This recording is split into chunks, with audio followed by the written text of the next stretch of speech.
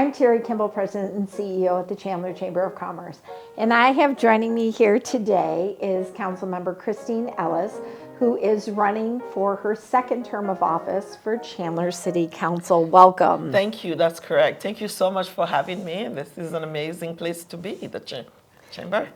Well, I want to start off so that our audience, we have about 30 minutes. So we Yep. have about 15 questions that we'll go through so that you can judge your time in answering. Yeah. But I want to start off first of all, and can you let the business community know really what motivated you to run for Chandler City Council? Well, as I said in the paper that you sent me, that was one of the questions that was part of it. I feel that I have been here in Chandler for over 38 years now, and I've watched Chandler grow from what it was to what it is right now, a vibrant community where businesses have come here to stay. Not only stayed, but they came here and they added value to Chandler. For me, when I looked at all of that, I feel really inspired by those mom and pops, those people who are really big business to small business. They found something here in Chandler that is unique, and that in itself inspires me. And I think it's the people of Chandler. So tell me what unique perspectives or experiences that you have that really kind of set you apart from the other candidates. I think for me is growing up outside of this country. When I came to this country, I was only 17 years old. My dad had immigrated here in 1970. It was a culture shock because I grew up in Catholic school, and then here I am in a high school in the early 80s. I got here in 1982. But all of it truly, I think it's the experience for me. Coming, having been able also to speak 4 different languages, I think that really bring me into circles maybe other people might not have been able to go to, because I can understand others in like culture. I find myself really very diverse in the things that I do. I've traveled quite a bit all over the world to do, whether it's ministry, helping others, even just for fun. But all of that, I bring it to the table. So let's talk a little bit about how you have prepared yourself to run for Chandler City Council. Well, it's been a perpetual getting ready for me. I was just saying that to one of your employees here in the lobby earlier. I have not stopped since end of 2018 when I first sat down with you and said, hey, this is what God has put on my heart to do here in the city of Chandler. I think since then, I've been prepared. I've been preparing myself also prior to that time in 2018 when I first came here into Chandler. I married my husband, who came here to help open the first Intel plant, and we had 2 beautiful children here.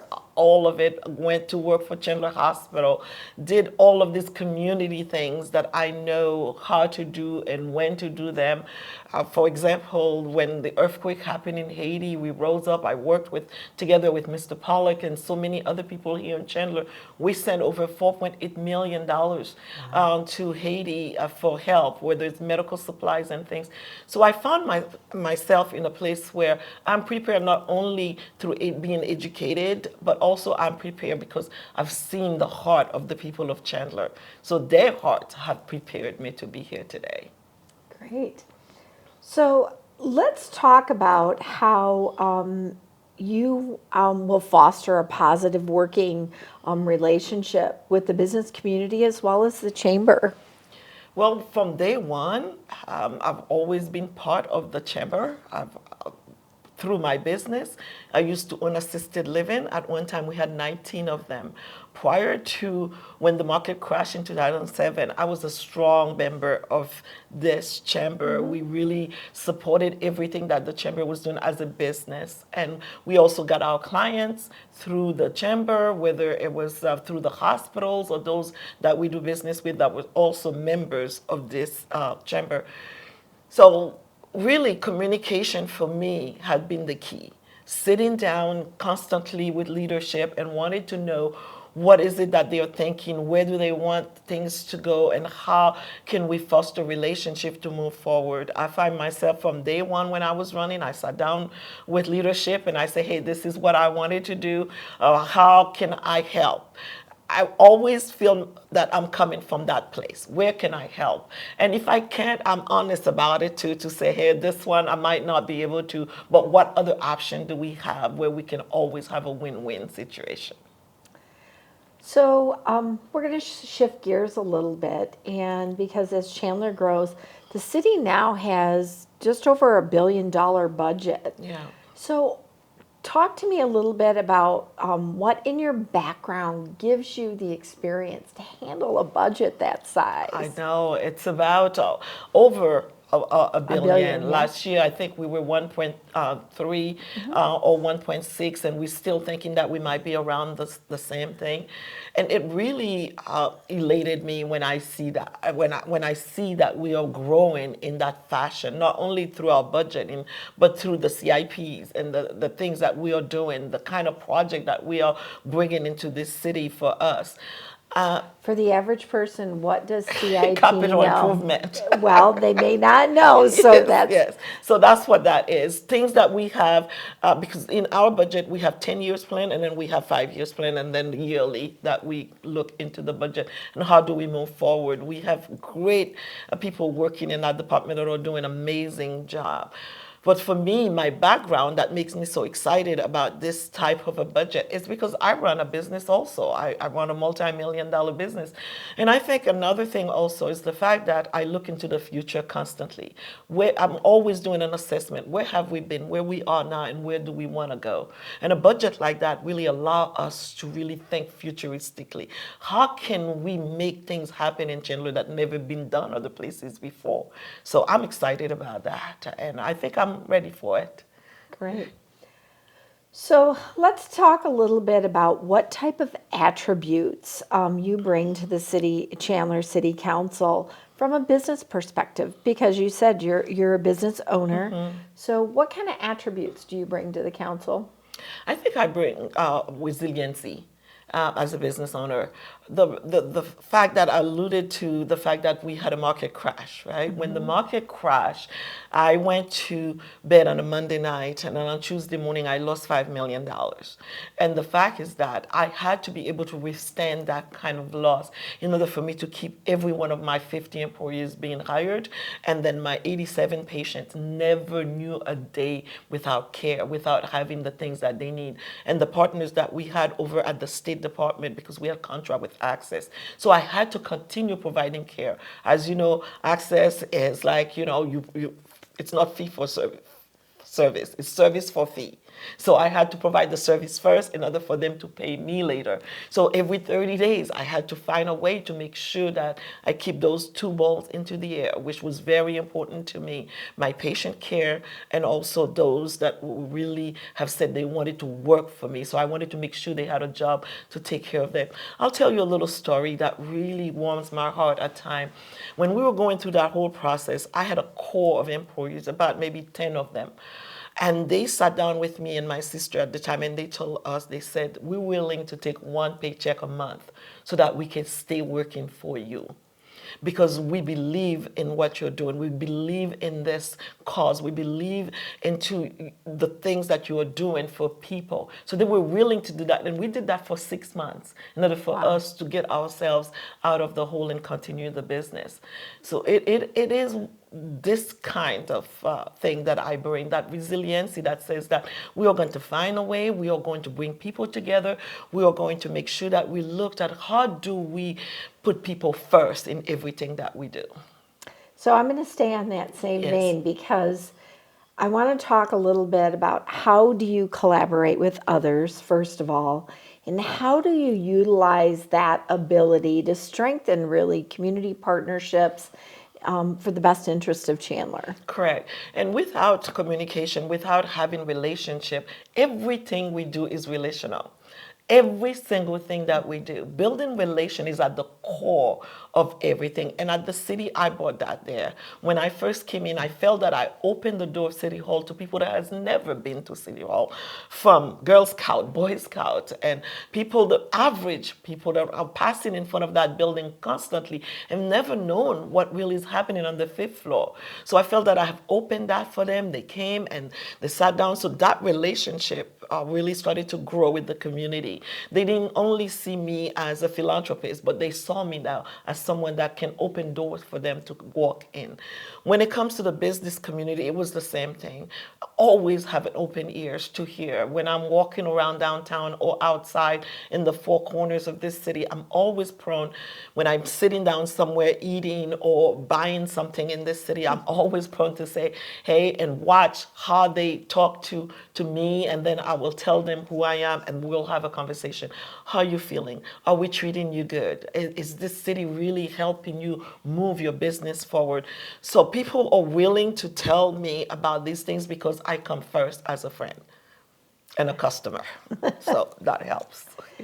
So let's talk a little bit about, and this is kind of a two-part question, but how do you perceive the role of local government? We say that all the time, and it's not a cliche, that the government that is closest to us is the real government, truly. Because if someone, like this morning, I received a text from someone that said, hey, we're having an issue with parking space over at Bash's.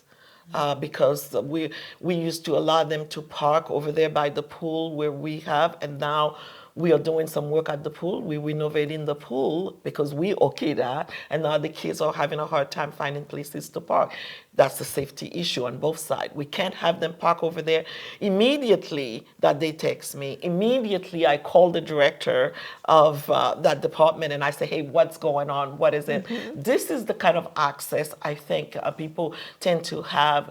And this familiarity, it does not breed anything else but trust. Because for us, for them to think that they can just text and get an answer, and by the time I answered it and give all the information by the end of May, everything will resume, the park is being done, the person said, wow, thank you so much for the information, because information is power. Now we know, and we can tell the parents, and we can talk with them to help with different And things. you gave them a timeline too. I did. So this is what we do. So as Chandler continues to be, so the second part of that question is, as Chandler continues to be kind of a global hotspot, Yeah. what does the role of local government look like in reference to economic development and workforce here in Chandler? I think for us is to look at the fact that we are a global destination too. It's not just, I talk to you about that all the time, the fact that we have such a diverse council also that is looking at so many different places. For me, I think that I brought the world to Chandler because I have friends all over the world. And whenever they hear about me being here in Chandler, that spikes something for them to want to see what Chandler has to offer. And so all of those people that we work with all over the world, economically speaking, we are a destination place. We are a port. I mean, every city has a gate, and I think every state, I will say, have a gate, and I think Chandler is one of those gates. Right now, we are the fourth largest city here, and I don't know if Gilbert is a little bit over us at this time with numbers, but that position put us in a place that we can lead. Not only lead in the things that will always give us a lot of accolade, but also lead in the hardest parts also, where people have not been before. We can charter those ways so that we can invite others to join us along the way. So I'm going to switch gears again, Yes, let's because do there's that. so much to This is talk what about. I know. So there is a national rise of retail theft, cybersecurity, and other challenges. Yeah. How should law enforcement engage with our business community? I think, again, we go back to that relationship, right? Because without relationship with those commerce, I will say people need to go to bed at night and feel that they are safe and their business is safe here in Chandler. There was a time here in Chandler, it was hard to drive downtown Chandler. But now everything that I'm hearing is like, wow, what have you guys done to downtown Chandler? It's become a magnet for everything that's secure, everything that is safe. We can walk down here with our children at nighttime. We come down here for ice cream. We come for a steak. We come to just sit down and listen to music in the park and different areas. So all of those things, I think, is telling us that the police is doing what they're supposed to do, because they're out there meeting with those business owners and homeowners and finding what is it that they can do to continually be present for them. It's not really into a forceful way or punishment kind of way, but it's more like in a way where tell us what we can do to be better serve you. So I love that. I love that. They're constantly thriving to do that. I like to see that happen. Great. So Proposition 479 will extend the half-cent transportation tax for Maricopa County on the November ballot. We are praying. So, well, what is your position on that ballot measure, and as well as how it relates to Chandler and why? We need it at this time because we have some project right now that are really taking the back burner because we did not get this passed when it was supposed to. At this time, it's important for us in Chandler. We want to make sure that that freeway that we are looking into doing, we want to look into our diverse transportation mode that we have already put together that right now is waiting for some of these monies to come so that we can enlarge them. We're hearing so many people saying these are great ways to move people around this city, but can you make it bigger? Can you give us more areas where we can take these transportation to go to and be about doing our business in the city?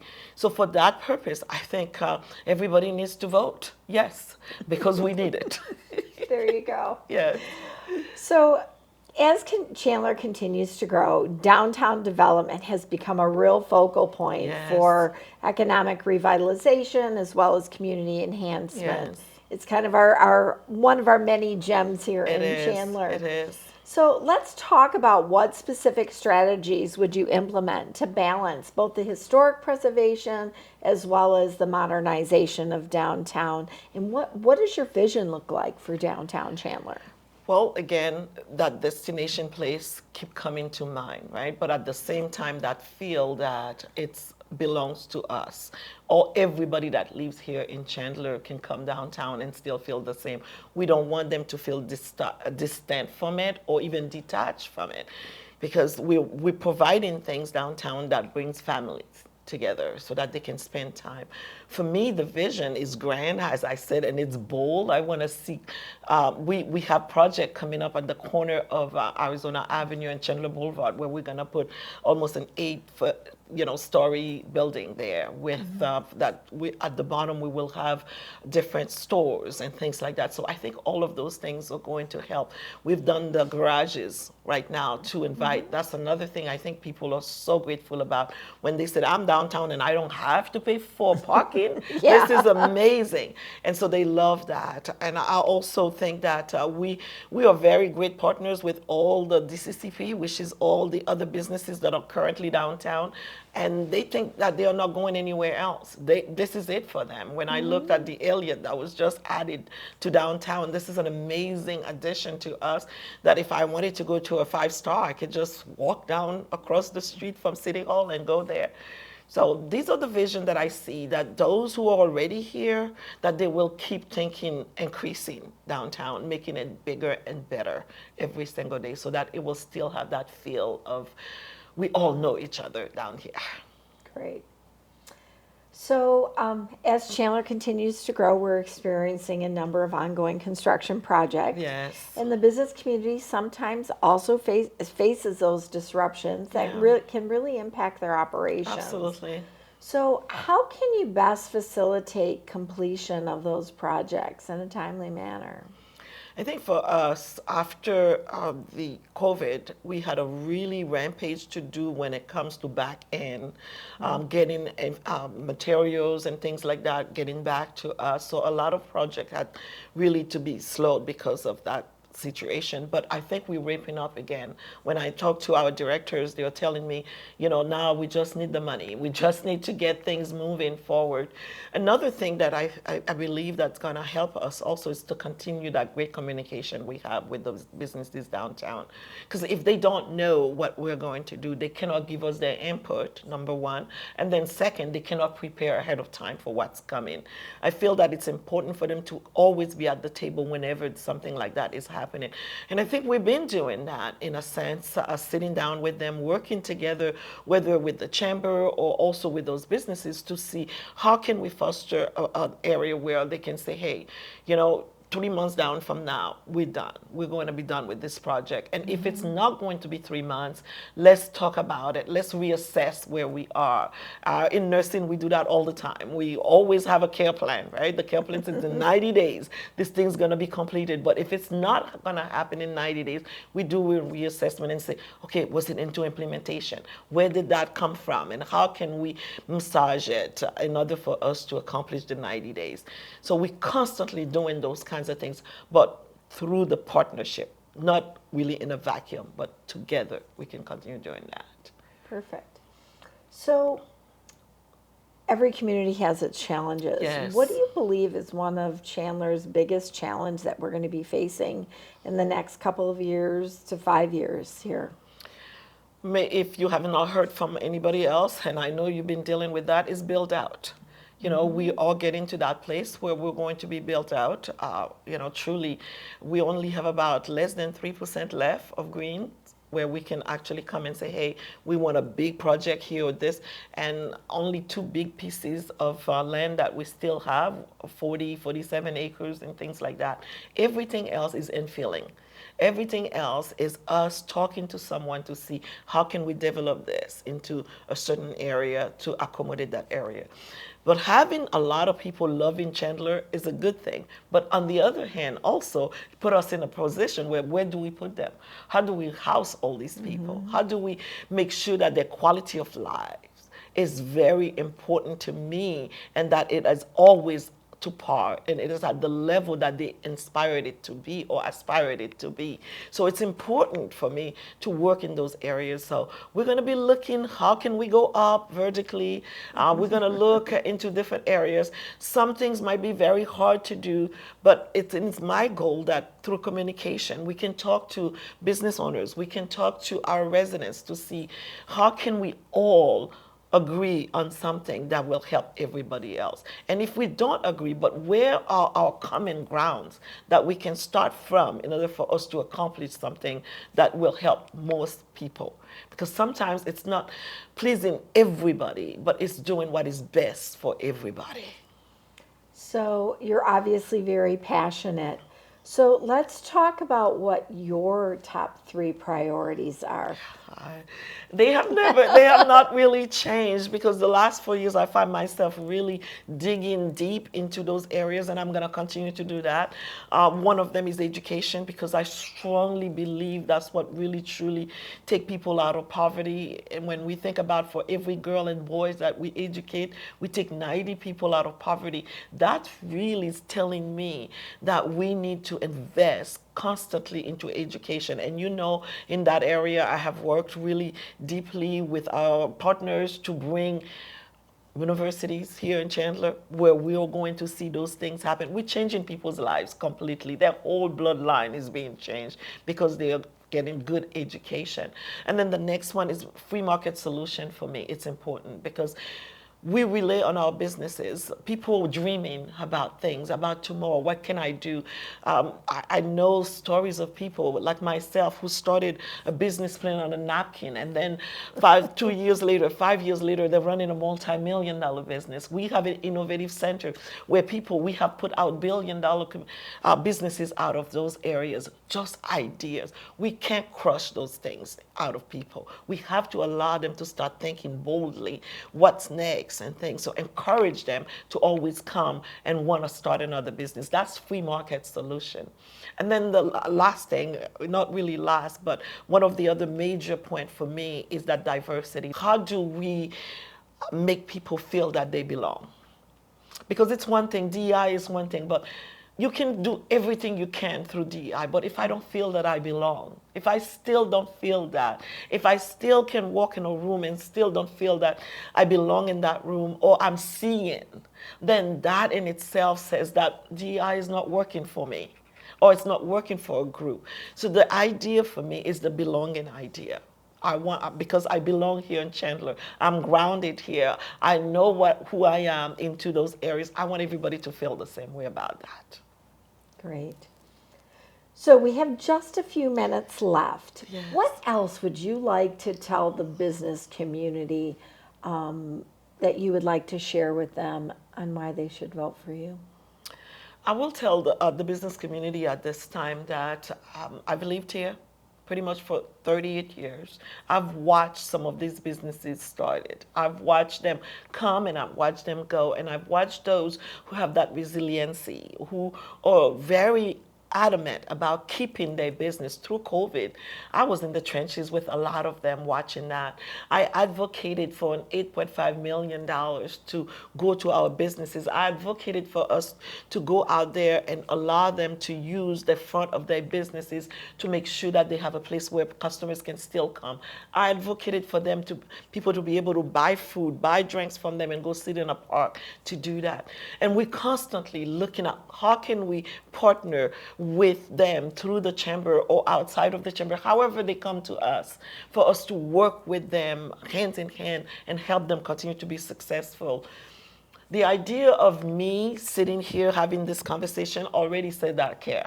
I care about our businesses because I didn't have to be here. I could have said, well, I don't really need to be sitting down with the chamber, but I choose to. And I think that choice make me the person that you need, that will always make the best choice for the businesses here in Chandler. Great. Well, thank you for joining us. Councilmember Christine Ellis, running for her second term for Chandler City Council. Thank you for having me.